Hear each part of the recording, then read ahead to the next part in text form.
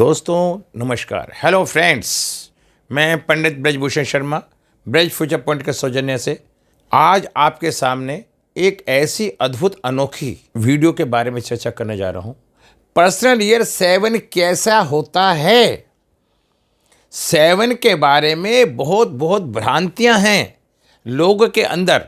आज मैं 7 नंबर के बारे में आपको विस्तार से वर्णन करूंगा, जिससे आपको कभी भी किसी भी तरह की परेशानी का सामना ना करना पड़े। दोस्तों, वैसे तो हमारा 2022 का जो ईयर आता है वो 6 नंबर आ रहा है, और ऐसी स्थिति के अंदर हमारा व्यक्तिगत पर्सनल ईयर अगर 7 है तो हमारा 2022 कैसा रहेगा। आज मैं जो वीडियो बनाने जा रहा हूं वो इसके बारे में विस्तार से विश्लेषण करूंगा, क्योंकि 7 नंबर क्या है, केतु, और 6 नंबर क्या है, शुक्र। दोस्तों, वैसे तो शुक्र में और केतु में थोड़ा सा बैर है, लेकिन ये भी सब जानते हैं। नहीं जानते तो मैं बताता हूं आज आपको 7 नंबर का नेचर क्या है। दोस्तों, 7 नंबर धड़ है, और जो सर था, जब आप लोगों को इस कहानी के बारे में थोड़ा सा ज्ञान हो तो अच्छा है, नहीं तो मैं बताना पसंद करता हूं। जिस टाइम समुद्र मंथन हुआ था, समुद्र मंथन में सब चीज़ें मिली थी, तो वहाँ पे उस दौरान अमृत जब आ रहा था तो राक्षस को एक राक्षस को शक हुआ कि कृष्ण भगवान कहीं हमारे समुदाय से छल तो नहीं कर रहे। उन्होंने अपना भेष बदल के दानवों की सेनाओं में जाके बैठ गया। दानव एक देवताओं की सेना में जाके बैठ गया। जब देवताओं की सेना में जाके बैठा तो वहाँ पे बृहस्पति देव, सूर्य देव, चंद्र देव की निगाह पड़ी। उन्होंने इमीडिएटली कृष्ण भगवान को इन्फॉर्म किया कि ऐसे ऐसे एक राक्षस हमारे दल के अंदर रूप बदल के बैठा है और वो अमृत चखने वाला है। जैसे ही कृष्ण भगवान को ये मालूम हुआ कि राक्षस अमृत चख रहा है, उन्होंने इमीडिएटली उस अपने सुदर्शन चक्र से उसका शीश काट दिया। जो शीश कट के दूर पड़ा, जब तक राक्षस अमृत चख चुका था और शीश अमृत पी चुका था और वो पवित्र होके जाके दूर गया, तो अमृत पीने से वो अमर हो गया। और जो उसका अंश, उसका जो धड़ था, वो भी अमृत चख चुका था और उसका वो धड़ अलग पड़ा। धड़ का नाम केतु रखा और सिर का नाम राहु रखा।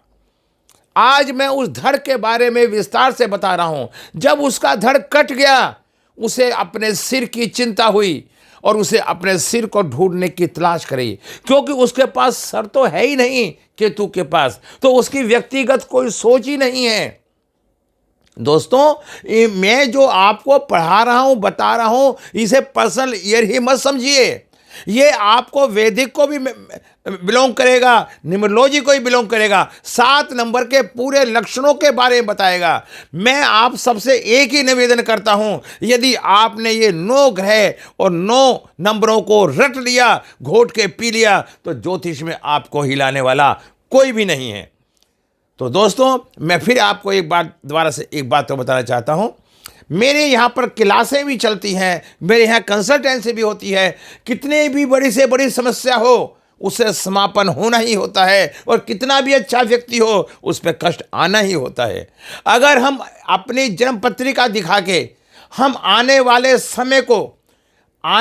बुरे समय को अच्छा बना सकते हैं और अपने समय को बुरा बनने से बचा सकते हैं। यह मत सोचना कि सदा समय एक सा रहेगा। जैसे दिन होता है, रात होती है और दोपहर होता है, हर रात के बाद दिन होता है और हर दिन के बाद रात होती है। इसी तरह से व्यक्ति का व्यक्तित्व चलता रहता है।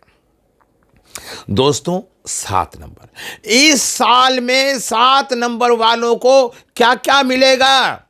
7 नंबर वाले जिनका पर्सनल ईयर है, वो यात्राएं बहुत करेंगे।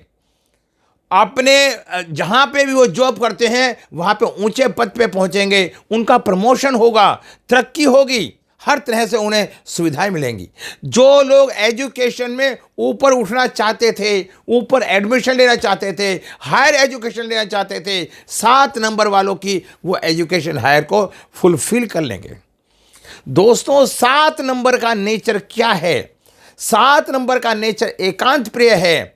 7 नंबर भीड़ में रहना पसंद नहीं करता, चाहे ये वैदिक में हो, चाहे न्यूमरोलॉजी में हो, और चाहे ये पर्सनल ईयर में हो, नेचर तो एक ही रहेगा। दोस्तों फिर मैं आपको बताता हूं, 7 नंबर एकांत प्रिय होता है, भीड़ इसे पसंद नहीं। 7 नंबर अलगाव होता है। अगर केतु की महादशा चलती है, 7 नंबर की महादशा चलती है, उस व्यक्ति का एक परिवर्तन होता है, जीवन के अंदर एक परिवर्तन होता है, और वो किसी ना किसी चीज को छोड़ता है और किसी ना किसी चीज की तरक्की करता है। केतु चुराहे खेत, ये कहावत है, लॉजिकता है। ऐसा व्यक्ति ऊंचाइयों पर जाएगा, विदेशी यात्राएं करेगा, यात्राओं का योग बनेगा। ऐसा व्यक्ति हर तरह से परिपक्व होकर ऊंचाइयों पे पहुंचता है। दोस्तों मैंने केतु के बारे में आपको थोड़ा सा बताया। अब हम कैसे देखें कि हमारा ये 7 नंबर पर्सनल ईयर हमारा 7 है। मैं आपको एक डेट देता हूं, 1 सितंबर 1995, 1/9/2022, 9 और 1 10 और 2 12, 2 14 और 2 16, 16 का 1 1 + 6 7। दोस्तों फिर मैं बताना चाहता हूं, 7 16 25, अगर ये स्थिति आती है तो 7 नंबर होता है। ऐसे इस व्यक्ति का पर्सनल ईयर 7 हुआ, और ये 7 नंबर व्यक्ति को हायर एजुकेशन देता है, एजुकेशन की कसौटियों पर ऊपर पहुंचा देता है। कोई संत अब मोक्ष की तैयारी कर रहा है और वो चाहता है, तो जब केतु की महादशा आती है तो बड़े से बड़े संत भी केतु की महादशा में अपने को मोक्ष प्राप्त करने का प्रयास करते हैं। अच्छा, अगर ऐसे व्यक्ति कुछ नया करना चाहते हैं, कुछ नया सीखना चाहते हैं, तब उन्हें केतु की ही आवश्यकता पड़ती है। क्योंकि केतु के मामले में मैं आपको थोड़े से इनके बताता हूं। अगर हमारी लोशो गेट के अंदर 7 नंबर मिस है, किसी का 7 नंबर मिस है, और यदि उसका पर्सनल ईयर 7 आता है, तो वो अपनी लोशो गेट में 7 लिख सकता है। जिस व्यक्ति के संतान की उत्पत्ति नहीं हो पा रही, किसी कारण से भी कोई परेशानी है, तो उस व्यक्ति की इस साल संतान भी हो जाएगी। और दोस्तों किसी व्यक्ति की शादी नहीं हो पा रही, 7 नंबर पति का भी कारक होता है। अगर शादी नहीं हो पा रही और उस पर 6 नंबर है, तो उसकी शादी भी हो जाएगी। किसी व्यक्ति का केस तलाक जैसी स्थिति में अटका पड़ा है, अगर 7 नंबर उसका है ईयर है, तो उसके तलाक से मुक्ति मिल जाएगी।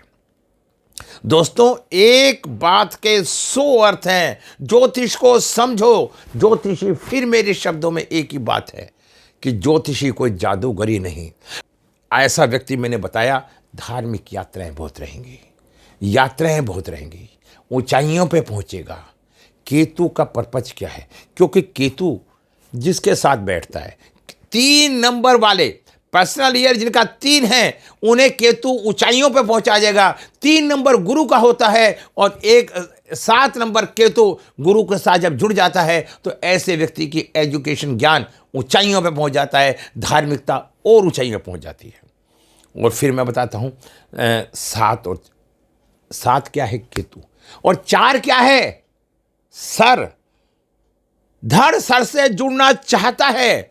अगर किसी व्यक्ति का मूल्यांक पर्सनल ईयर 4 है, तो उसका अगर उसका 7 आ रहा है, अगर 7 आ रहा है, अगर मूल्यांक 4 है, भाग्यांक 4 है, और पर्सनल ईयर 7 आ रहा है, तो वो व्यक्ति इस साल ऊंचाइयों की सीमाओं को पार कर जाएगा।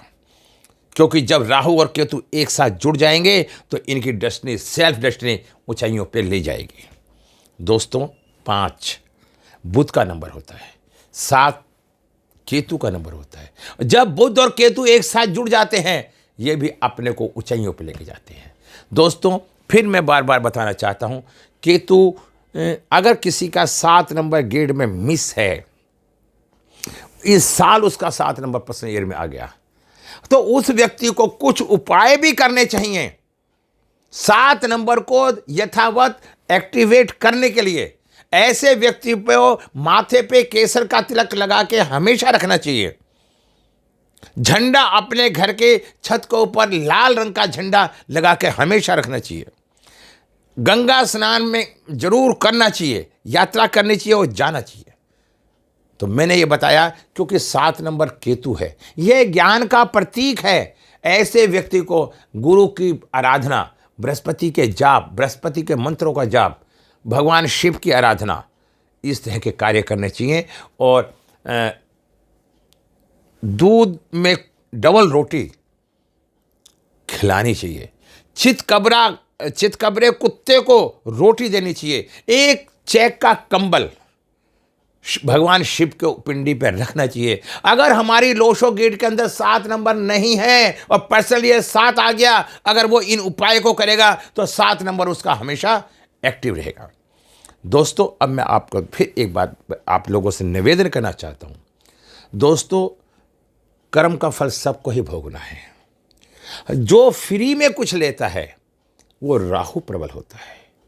राहु अचानक नफा नुकसान दिलाता है। राहु एक राक्षस है, उसका उद्देश्य हमेशा दूसरे को डसना होता है। तो मेरा कहने का भाव ये है, मैं आपसे कुछ नहीं मांग रहा, मैं एक आपकी सेवा भाव कर रहा हूं। केतु की कृपा से, भगवान गुरु की कृपा से अगर आप अच्छा समझते हैं और मैं इसी तरह सेवा करता रहूं, संसार का किसी भी व्यक्ति का भला हो, तो आप मेरी वीडियो को सब्सक्राइब करें, लाइक करें और लोगों को अपने परिवार साथ सबको शेयर करें। हो सकता है मेरी कौन सी वीडियो आपके किस पॉइंट पे किसका भला कर दे। दोस्तों, इंसान का कुछ नहीं पता किसके द्वारा किसका क्या भला होना है और किसके द्वारा किसका क्या बुरा होना है। अपनी सकारात्मक सोच को बना के रखो, आपका जीवन में कोई बुरा नहीं कर सकता। यदि आप परेशान हैं, दुखी हैं, तो फिर मैं कहता हूं आप गुरु के मंत्रों का जाप करो, गायत्री मंत्र का जाप करो, आपकी सोच बदल जाएगी। अगर आपकी सोच बदल जाएगी तो आपका सोचने का तरीका बदल जाएगा। मैं अगली वीडियो के अंदर एक महात्मा बुद्ध की कहानी का विस्तार से वर्णन करूंगा। महात्मा बुद्ध ने हमेशा ये सिखाया है कि एक व्यक्ति सोच बदल के गरीबी से अमीरी में ला सकता है और एक व्यक्ति सोच बदल के अमीरी से गरीबी में जा सकता है। दोस्तों, इस तरह से मैंने विश्लेषण किया है। अगर आपको पसंद आता है, मेरे चैनल पे क्लासें भी होती हैं और नोट्स भी मिलते हैं। और मेरी क्लास आज से एक डेमो क्लास है, उसके अंदर लोशो ग्रिड से संबंधित है। वैदिक की क्लास 12 तारीख से चालू हो रही है। जिसको जिस भी क्लास में इच्छा आ सकता है। कंसल्टेंसी चार्ज मात्र 1100 रुपये है। तो दोस्तों, आप समझ सकते हैं और आप मेरी क्लास में आ सकते हैं अगर आप आना चाहें। और आपको फिर मैं आपको हाथ जोड़ कर निवेदन करूंगा कि मैं जाता मैं आपसे कहता हूं कि एक मैं बात और बताना चाहता हूं।